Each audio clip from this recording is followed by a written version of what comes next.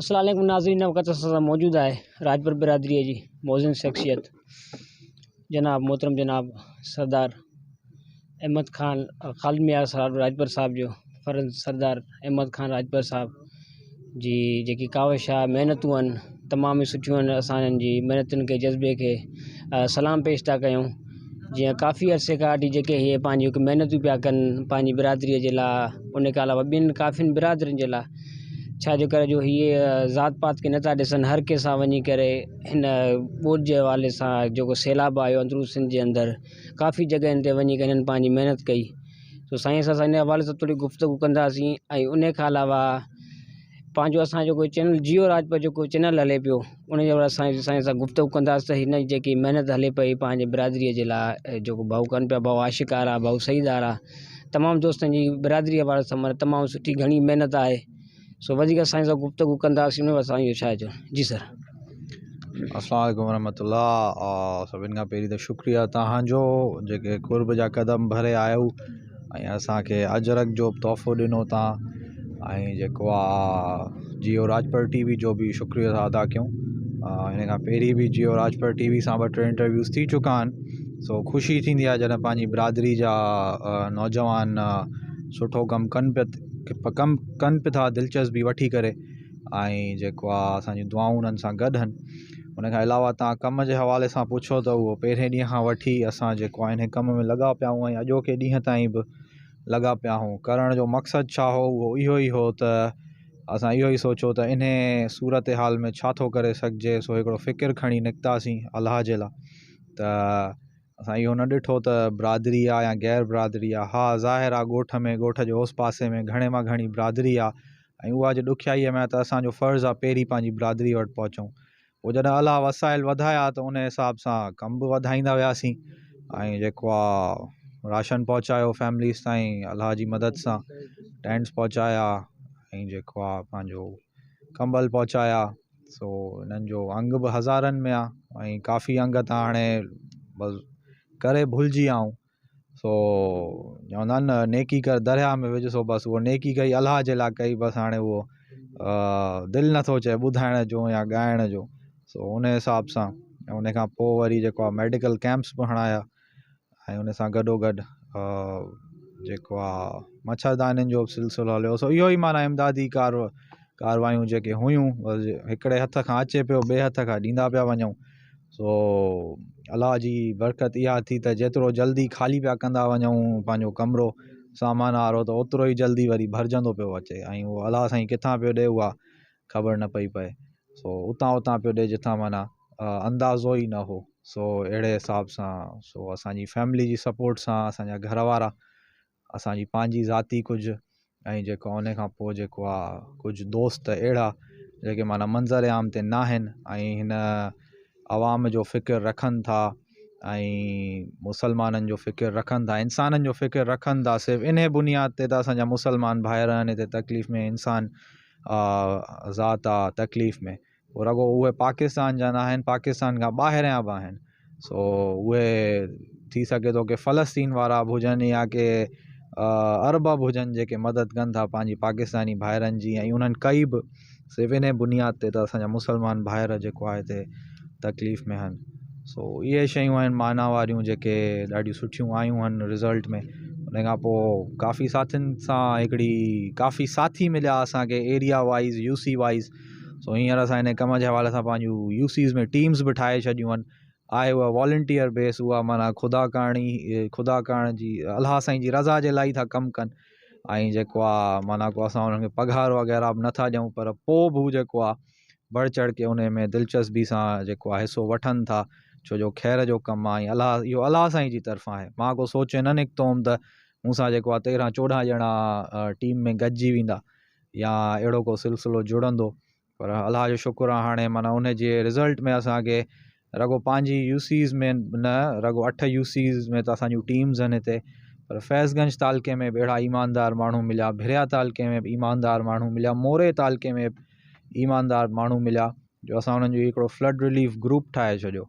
ऐं उन जे तवसुत सां ई वरी जेको आहे हिकिड़ी ट्रस्ट ऐं NGO जे थ्रू बि जेको आहे कणिक जो प्रोजेक्ट शुरू कयो, भाॼियूं ॾियारियूं माण्हुनि खे। त प्लान इहो हो त माण्हुनि खे पंहिंजे पेरनि ते उथारिजे। पहिरियां 2-3 महीना त थी वियो, हलो माण्हू अचनि पिया, मदद कनि पिया, पंहिंजा परावा इस्लामाबाद मां अचनि पिया, कराची मां अचनि पिया, लाहौर मां अचनि पिया। इहो जज़्बे सां त राशन पहुचायूं, जेका शइ जी ज़रूरत आहे उहा शइ पहुचाई वञे। पर हाणे 3 महीना गुज़री विया, हाणे कराची वारा अचणु बंदि थी विया, माण्हुनि जो जज़्बो बि घटिजी वियो, पर पाणी उते जो उते ई बीठो, अञा ताईं बि काफ़ी जॻहियुनि ते बीठो आहे। सो चवण जो मक़सदु इहो त पोइ 3 महीननि खां पोइ छा कजे। ॾिठोसीं त पोइ हिकिड़ो NGO असांखे वटि आयो ऐं उन्हनि चयो त माण्हुनि खे पंहिंजे पेर ते उथारणु खपे। सो आइडिया असांखे वणियो। असां पहिरियां जेका 3 महीना कमु कयो उहो पंहिंजी ज़ाती मदद आप कयो हो अल्हम्दुलिल्लाह, ऐं जेको आहे दोस्तनि ऐं फैमिली जी हेल्प सां, उहो कंहिं NGO या ट्रस्ट सां गॾिजी करे न कयो। ऐं न कोई मां NGO ऐं ट्रस्ट सां गॾिबो आहियां एॾो सोलो, ऐं न कोई कंहिं सियासी पार्टीअ सां बि एॾो सोलो गॾिबो आहियां।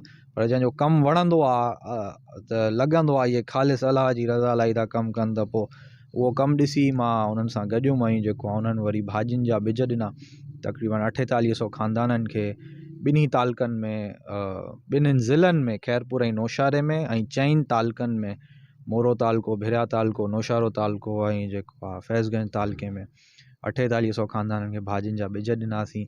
ऐं जेको टीम सां असां सर्वे कराई त उन में अल्हम्दुलिल्लाह 3300 खां 3400 जे दरमियान कंफर्म केसिस जेके भाॼी काही जंहिं काश्त कई। ऐं उन्हनि खां पोइ जेको आहे उन्हनि खे कणिक जो ॿिज बि ॾियारियो। सो अॼोकी तारीख़ ताईं, माना कल्ह असां आख़िरी विरहायो ॿिज, त जेको आहे 2020-21 कणिक जा ॿिज जेको आहे विरहाए चुका हूं ट्रस्ट जी मदद सां, इन कणिक जे प्रोजेक्ट जे हवाले सां। सो शुक्र अल्लाह साईं असांखे इन कम लाइ मुंतखिब कयो उन टाइम में जिथे माना ॿिया गुम थी विया, ऐं माना असां बि घर वेठा हुआसीं, इहो पिया सोचूं त छा कजे, कीअं कजे। सो असां त ॻोठ जी लेवल खां कमु शुरू कयो, बट अल्लाह साईं खे शायदि का ॻाल्हि वणी वई, या अल्लाह साईं उहो असांखां कमु वरितो, त उहो असांजी ख़ुशनसीबी आहे जो अल्लाह साईं ऐं बंदे जो जेको रिज़्क़ ठहियलु हो उन लाइन में असांखे अल्लाह साईं खणी फिट करे छॾियो। सो उहा ॻाल्हि आहे। ऐं असां इहो न ॾिठो त बिरादरी आहे या गैर बिरादरी आहे, असां रुॻो इहो ॾिठो त केरु मुसलमान आहे ऐं केरु इंसान आहे। सो इहा ई नियत थी। ॿियनि जे लाइ, ॿियनि माण्हुनि जे लाइ तव्हांजो छा पैगाम आहे? ॿियनि जे लाइ पैगाम इहो आहे त हीउ जेको सैलाब आयो आहे न, इहो हिकिड़ो वॾो सवालिया निशान थो छॾे वञे अवाम जे लाइ, ऐं माना सिंधी अवाम जे लाइ बि पैगाम आहे इहो, ऐं ख़ुशूसी तौर ते पंहिंजी बिरादरी लाइ, छो जो बिरादरी जो फ़र्द रही करे, बिरादरी जो एज़ अ फ़र्द ई थो मां ॻाल्हि कयां, इहो न त मां सरदार साहिब जो पुटु आहियां, इन करे एज़ अ बिरादरी जो फ़र्द ई थो मां ॻाल्हि कयां हुज्जत में, त इहो जेको सवालिया निशान ई सैलाब ऐं मींहं छॾे विया आहिनि, इन्हनि खे सुञाणियो। त जेके असां माण्हू वोट करे अॻियां आणियूं था, जेके माण्हू हुकुमरानी कनि था, उहे असांजे ॻोठ जी चेयरमैनशिप जी या MP ठहण खां पहिरीं ॾाढा ईमानदार माण्हू हूंदा आहिनि, ऐं चवंदा आहिनि असां अवाम लाइ कमु कंदासीं, पर जॾहिं अॻियां वेंदा आहिनि त उहे अवाम लाइ असां ॾिसंदा आहियूं कमु न करे सघंदा आहिनि। उहे रुॻो पंहिंजे ज़ाती मफ़ादनि लाइ कमु कंदा आहिनि, ऐं ॿियनि लफ़्ज़नि में पार्टीअ जे चवण ते लॻी वेंदा आहिनि, माना पोइ अवाम ऐं उन्हनि खे ॻोठ जो अवाम यादि न हूंदो आहे। त उहो चवण जो मक़सदु इहो आहे, न को मां उन्हनि माण्हुनि ते तनक़ीद थो कयां, न को उन्हनि जे ॻोठ वारनि ते, इहो आहे त उहो जंहिं निज़ाम जो हिसो ठहनि था उन निज़ाम खे सुञाणियो त उहो हिकिड़ो फेल्ड निज़ाम आहे, जेको जमहूरी निज़ाम आहे, ठीकु आहे, उहो फेल्ड निज़ाम आहे जंहिंमें माण्हुनि जे जेको आहे मसाइल जो को हल न आहे। ऐं उहो असां हींअर ॾिठो, जेके 10-10 साल ॻोठनि वारा कंहिं MP MNA खे इन बुनियाद ते वोट ॾींदा हुआ, 10 साल 15 साल, त असांखे रोड ठही मिलंदो, असांखे ट्रांसफार्मर मिलंदो, असांखे नालियूं ऐं ड्रेनेज मिलंदो। त असां ॾिठो त हीउ जेको सैलाब आयो उन में त इहे सभई शयूं लुड़ी वियूं, ड्रेनेज बि लुड़ी वई, रोड बि ख़तमु थी विया, ट्रांसफार्मर बि विया, बिजली बि वई, कंहिं ॻोठनि में 4-4 महीना बिजली न आई, ऐं असांजे पंहिंजे ॻोठ चीए में महीनो बिजली न आई, डगेजा जे ॻोठनि में 4 महीना बिजली न आई, ऐं नौशारे ज़िले अधु में बिजली न आई, अञा ताईं बि काफ़ी ॻोठनि में बिजली कटियल आहे, अहिड़ा ॻोठ बि आहिनि। सो इहे उहे माना चवण जो मक़सदु त उहे ॻोठनि में उहे माना उन्हनि फैसिलिटीज़ खे गेन करण लाइ, अवेल करण लाइ असां उहे ॾिना वोट उन्हनि खे, त उहे त सभु शयूं लुड़ी वियूं। पोइ उनजो फ़ाइदो छा थियो, उहो त ॿियनि लफ़्ज़नि में चइजे न त उनजो को फ़ाइदो ई न थियो। सो इहो हिकिड़ो सैलाब आयो बि त इहो पाण न आयो, 60 खां 70% हुकुमराननि जी नाअहली सां आयो, जेको कमु 10 ॾींहं 15 ॾींहं पहिरीं ख़बरनि सही थी सघे थो उहे ढोरा क्लियर न कराया विया। उहे जेको आहे पंहिंजो खाटियूं न करायूं वयूं, जेके इंक्रोचमेंट उहे क्लियर न करायूं वयूं। हलो ॻोठ त कुझु हद ताईं ठहियल आहे, पर ढोरनि जा ढोरा त क्लियर कराए सघजनि पिया। ऐं उहे उन्हनि लाइ को वॾी बजट बि न पई खपे, रुॻो बुलडोज़र ऐं मशीनरी जो कमु हो जेको आम ॾींहंनि जी DC जी बजट सां थी सघे पियो। उन खां पोइ जेके इमदादी सामान आयो, हलो ठीकु आहे, रुॻो ढोरनि जी ॻाल्हि त पंहिंजी जॻह ते रही, जंहिंजे करे सैलाब सॼो फैलियो इलाइक़नि में। इवन खैरपुर जी साइड वञो त ठरीअ खां वठी जेको ठरीअ खां मथे खां वठी डैम्स जो जेको पाणी आयो ऐं फैज़गंज तालके जा माण्हू पिया था लोढ़नि, अञा ताईं लोढ़नि पिया था, जो 30 खां 40% सॼे तालके में कणिक काश्त अञा ताईं बि न थी सघी आहे।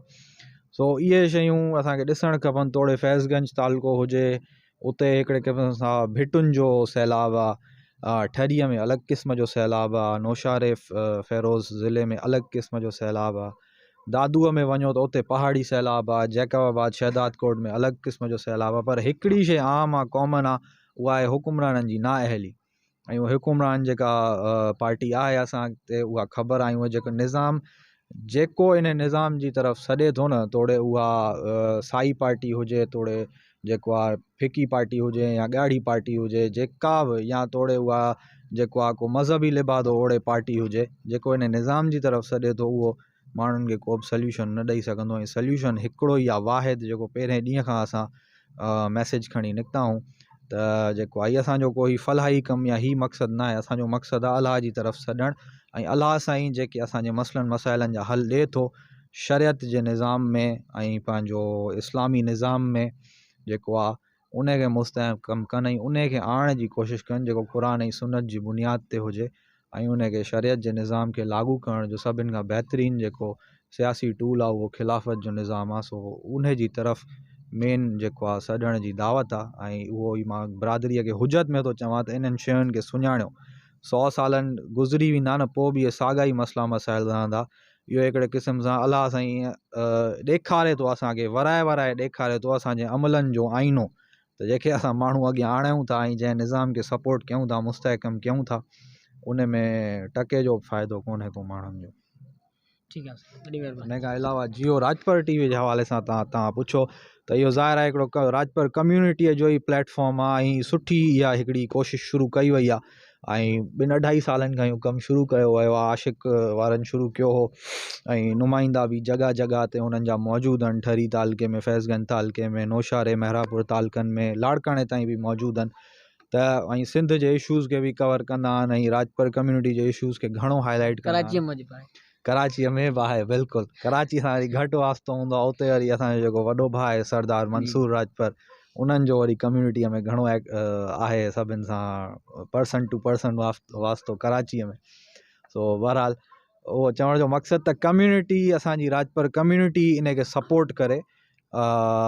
इहो मूंखे जियो राजपर वारनि रिक्वेस्ट न कई आहे, पर मां पंहिंजी तरफ़ां ॾिसी करे ऐं इहो हिकिड़ी कयां थो त इन शइ खे सपोर्ट करणु खपे। ऐं कम्यूनिटी बिरादरी एज़ अ बिरादरी असां इन खे सपोर्ट कयूं अॻियां आणण लाइ, जिथे नौजवाननि जी दिलचस्पी ॾिसूं था ऐं उहो कोशिशि कनि था त हू जेको आहे पंहिंजे कम खे बहितर करे सघनि हर लिहाज़ सां। पोइ थोरो उहो कैमरा वर्क हुजे या पंहिंजो तेल जो किरायो भाड़ो हुजे या का कवरेज हुजे राजपरनि जे इशूज़ जी, त उहो किथे ॻोठनि में कवरेज करणु वञनि त उहे ॻोठ वारा अगरि राजपर आहिनि त उहे ख़ुशूसी तौर ते उन्हनि खे सपोर्ट कनि।